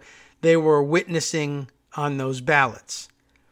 Britt and Jessica Dowlis paint very different pictures of the work McCrae's team was doing. Jessica, who said her work was largely confined to an office, said women he paid would go out and collect absentee ballots from people who requested them. It is illegal for a third party to submit an absentee ballot in North Carolina. So all the work that anybody was doing collecting was illegal. And anyone who was directing them to do it was engaged in illegal activity. Anyone who paid for it was engaged in illegal activity. McCrae's workers would come to your house. They would get you to fill out an absentee ballot to be sent to your house. They would come to your house. They would get you to fill out an absentee ballot to be sent to your house. I guess a request for an absentee ballot. They would go back and pick it up and then seal it and then find two witnesses. They brought them in and said for me to witness them, and I told McCrae I didn't want to do that, but we had no one else, Jessica Dowlis said, referring to the state law that requires all absentee ballots be witnessed by two people. All the ballots that she saw came into the office were already sealed, she said. Jessica Dowlis, who also goes by her middle name Karen, I always find that weird when people say, well, you know, my name is also Karen. I have two names. I mean, I do. I got a middle name. I just don't go by it. It's weird. That's always a suspicious thing. Oh, so you're getting paid in all cash and you use two completely different names interchangeably, even though one might be your middle name. People don't really do that very often. And get paid in cash and hang around with pillheads and do things that are blatantly illegal, unless there's something more to it, I think. But okay, maybe I'm being regionally privileged here. Jessica Dowlis, who also goes by her middle name Karen, said Britt was part of that operation, which Britt vehemently denied to BuzzFeed News. I didn't take any of them, Britt said. Her name is on there as a witness. I guess we don't know for sure that she signed, but her name is on there. So she's just denying that she collected the ballots. Everybody thought they were helping Mr. Harris get elected, Britt said. As far as going and telling anybody who to vote for, we weren't. It didn't affect me anyway as to how people voted, she said. It's probably not a good attitude, generally speaking, but okay. I guess in this case, we're happy about that. I'm not giving a statement to you that can cause me to end up in prison. I'm not really sure about the legal aspects, Britt said. Yeah, see, you don't really know that. And I hope that do I care if you're talking to a lawyer? Maybe not. At the time, she said she believed everything she was doing was legal. Well, that's too bad. Jessica Dowlis said she personally dropped absentee ballot applications off at the Board of Elections one time. Records show she dropped off 185 requests on October 15th. I was there just to do what I was told. She said, which is never a good excuse, but I don't think there's anything illegal about dropping off someone else's absentee ballot application. I think that's fine. Those same records show McCrae doubtless dropped off 592 absentee ballot applications out of more than 1,300 requests from August 22nd through October 30th. 2 of the requests were, enclosed in scare quotes here, reissued. Copies of more than 160 absentee ballots flagged as having common signatures were provided to BuzzFeed News. They show that a handful of people, some affiliated with McCrae, were serving as witnesses on absentee ballots dozens of times, some having signed their name to more than 40 times. This is considered unusual. State investigators have much work to do to untangle a narrative that remains marked by conflicting and confusing accounts, often from people uncertain of their own roles in the plot. And I guess I should add, well, they'll add it no doubt later in the piece, they maybe just didn't really start with any intellectual advantages, perhaps, in this picture. 2, never really cared to get a clear picture of things. And 3, they may all have been on opioids, and that's not going to help anything either. But I'm beginning to see how this operation works. There's nothing, I don't think, illegal about approaching people and asking them if they're interested in applying for an absentee ballot. And you can sell them on the benefits of voting by mail, essentially. We keep insisting that everybody would like to do that. So no surprise if people would be easily convinced to apply for absentee ballots. But if there's nothing illegal about dropping off the applications, then you already have got a front door to the fraud with legal cover here. Essentially, if you go around asking people if they want to fill out an application, ordinarily, like a normal person who didn't have a nefarious plot in mind would then say, great, here's an application. They'd fill it out, and why bother yourself with the extra work of noting who that person is? You just hand them the sheet. You can say, great, just mail that in to the Board of Elections and everything will be fine. Or you can say, if you fill it out right now, I'll carry it back to the Board of Elections for you, and somebody would think that you were being helpful, and that would save them a stamp, save you the trouble of taking it to the mailbox or the post office, whatever. And if you believe that person is honest, then it would mean that it would guarantee, I'm going by the Board of Elections today. It'll get there faster. I'll hand deliver it myself. That way you'll know that it got to the right place. Some people worry, what if this gets lost in the mail? Will I get a chance to vote or not? That's important to me. So you can understand why people would hand over their applications. Of course, when you do that, you give the person collecting those applications, which would presumably be illegal, all of your personal information, your name, your address, maybe if you do it during the primary as well, your party affiliation as well. So then you could develop your own very detailed voter files, but of course it would be limited to voters who would be interested in applying for absentee ballots and were willing to give you their application to carry for them. But how many do you need, right?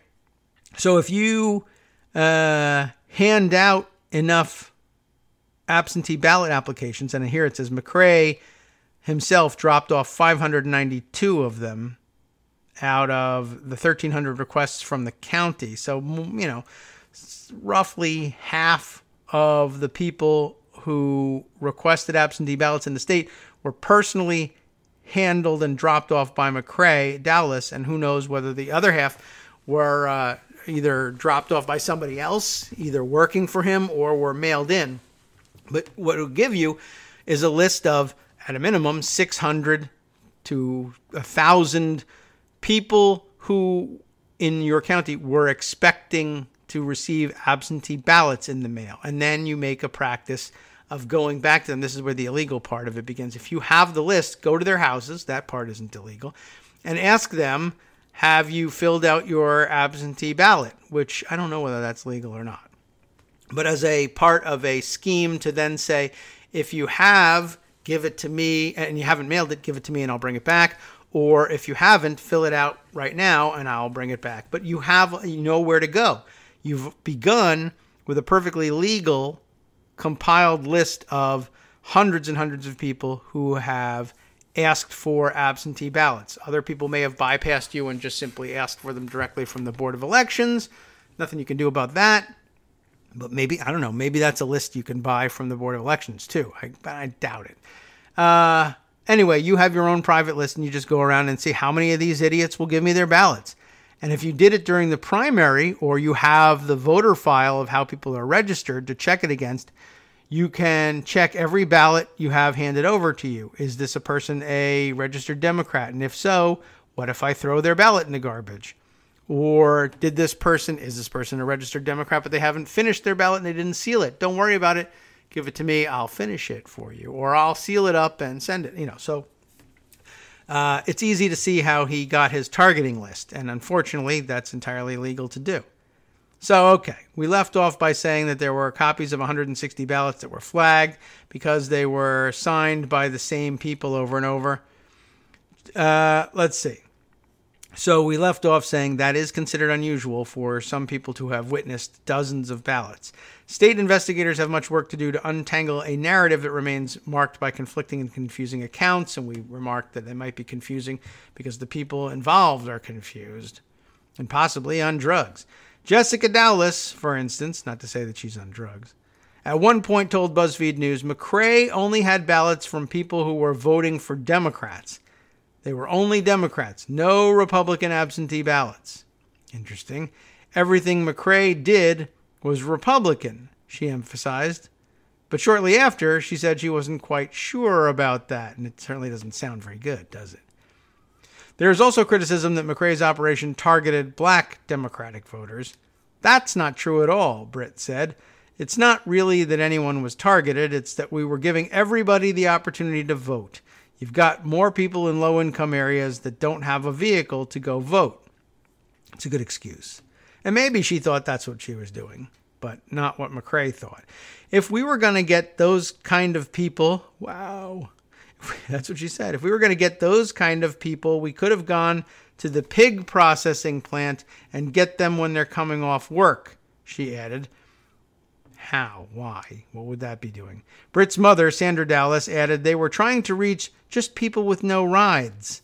As Jessica Dallas put it, I don't know Democrat from Republican from a hole in my ass. That is how she put it. I cannot tell you why she put it that way. I don't know Democrat from Republican from a hole in my ass. Well, I'm not going to offer to help you with that, but I can give you a tip.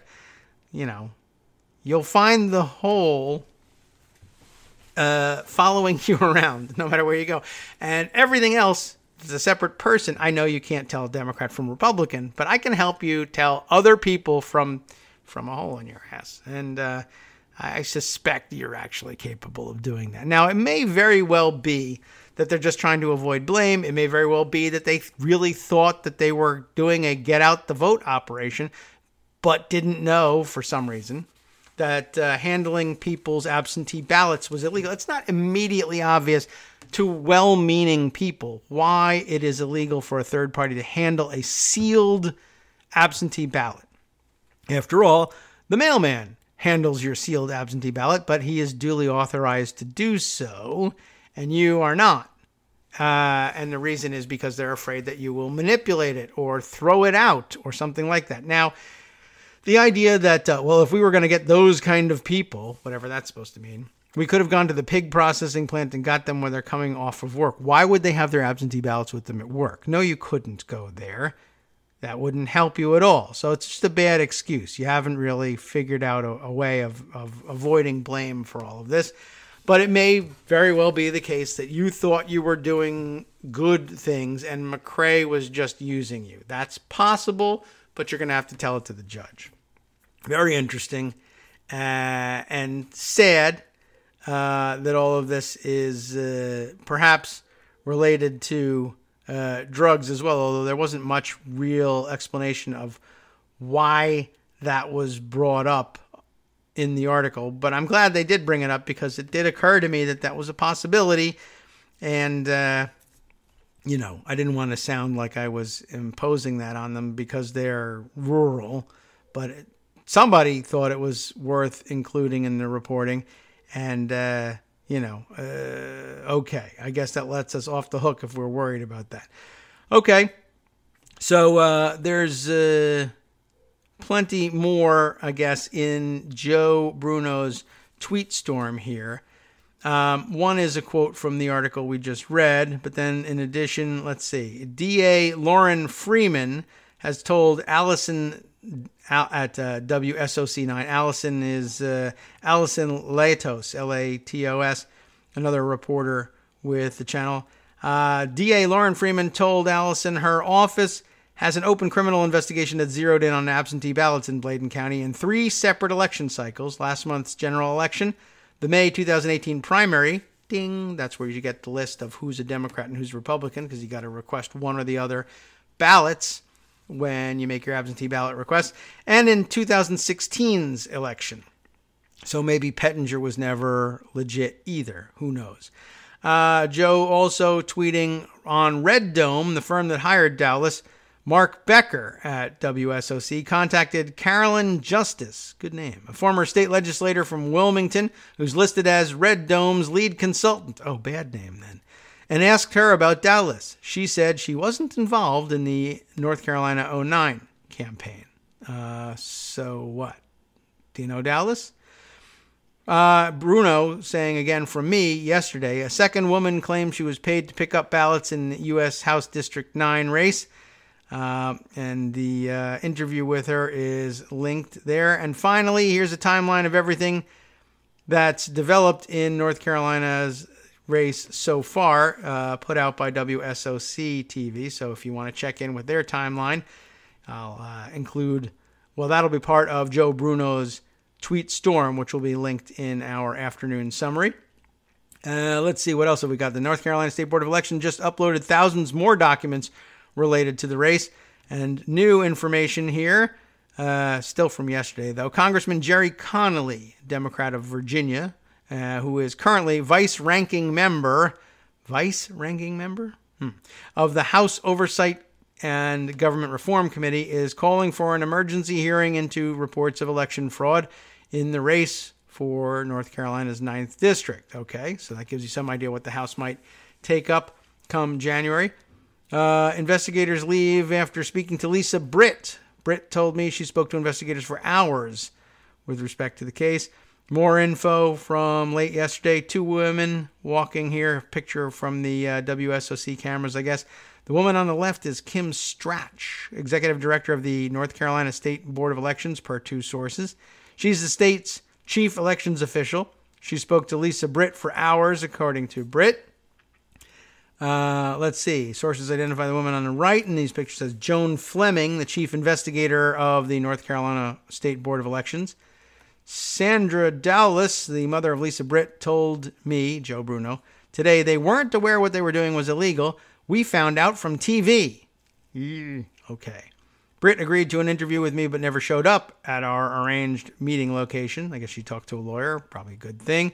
She also stopped responding to texts and calls.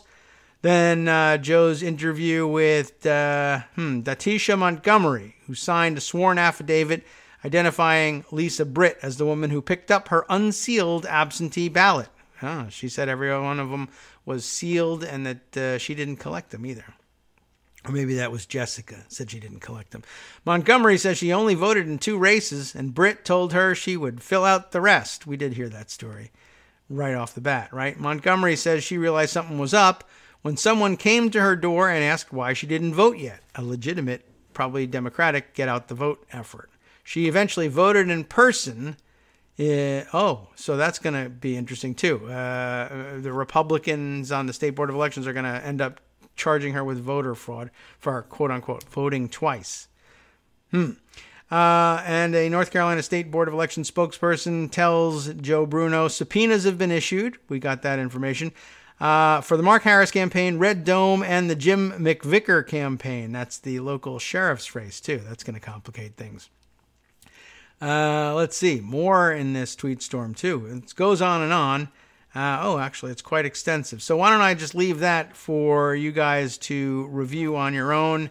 More reporting from Allison at WSOC, digging through documents at the Robeson County. Interesting. Out of Robeson County Wednesday, related to allegations of fraud in the same district, but she discovered links to similarities uncovered in Bladen County, so the investigation now widening. Wow.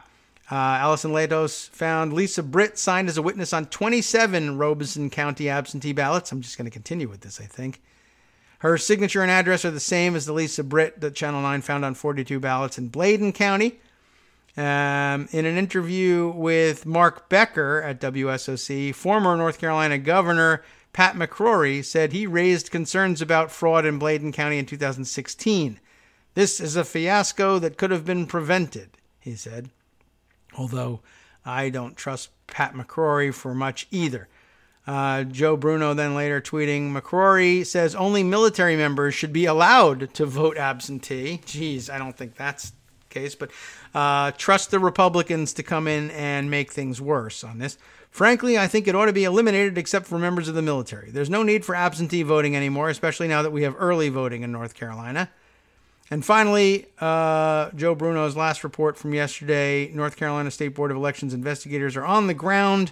I confirmed that they interviewed Lisa Britt. They've also issued the subpoenas previously mentioned. Former CLTCC candidate. I don't know is that Charlotte City Council? Pete Givens. Ah, yes. Okay. We heard that name earlier. Confirmed to Channel 9 that Mark Harris introduced him to McCrae Dowless. As Greg told us, Mark told me about this guy's process, that he has a process, right? And that's where we got the process crime joke. Okay, so I think that's the end of Joe Bruno's information on that front. But okay, some more developments there. Yet that leaves us without time to get to some of our other stories. But worth the time. I guess you're going to be up to date on these things. Tomorrow, plenty to investigate, including more on the emoluments front. Some very interesting news yesterday, just to give you a hint about it, that apparently the Saudis and lobbyists for them were buying huge blocks of rooms at Trump's D.C. hotel. And it's something we've heard about before, but this one has a new twist. They were actually not just buying the rooms and keeping them empty, but buying the rooms and using them to fly veterans, United States Armed Forces veterans, into Washington, D.C. for lobbying days. To lobby, though, on a bill that the Saudis were interested in defeating, but they didn't tell any of the veterans, A, that the Saudis had any interest in the legislation, or B, that the Saudis were paying for the rooms. These veterans were just being brought in and treated to freebie hotel rooms, free meals, and all sorts of parties and receptions. Although a couple of them noted, gee, they usually don't do that for us in these veterans organizations, spending money like no veterans organization I've ever seen. And it turns out it was all just, in addition to lobbying and using veterans to do Saudi lobbying for them, part of the emolument scheme to funnel cash to Donald Trump's pockets from Saudi Arabia. We'll dive into that one and some more interesting stuff tomorrow. But for now, all the information that's going to be interesting to you that you're going to get for the rest of the day is going to have to come from Justice Putnam and the West Coast Cookbook and Speakeasy, although I guarantee other interesting things will happen later in the day. But you'll hear about them first here, starting with Michael Flynn, who went from chanting "lock her up" at Trump's convention to flipping on his former boss, so Robert Mueller would recommend he not go to jail, but he's still a traitor and a spy. Also, after being hammered by the British Parliament over user data, Facebook is really complaining about fake news now. 8 counter-protesters stabbed at a neo-Nazi rally in Sacramento, From California Daily as Kos well. Radio on netrootsradio.com. Bad news there. You have been listening to the Kagro in the Morning Show with David Waldman. It is bad news, but it gets worse. The 8 counter-protesters who were stabbed at a neo-Nazi rally in Sacramento, police tried to charge them with assault. You hurt my knife, I guess. And a factually impaired Confederate memorial plaque in the Texas Capitol can be debunked in minutes, so what's Texas taking so long to remove it for? That and more next.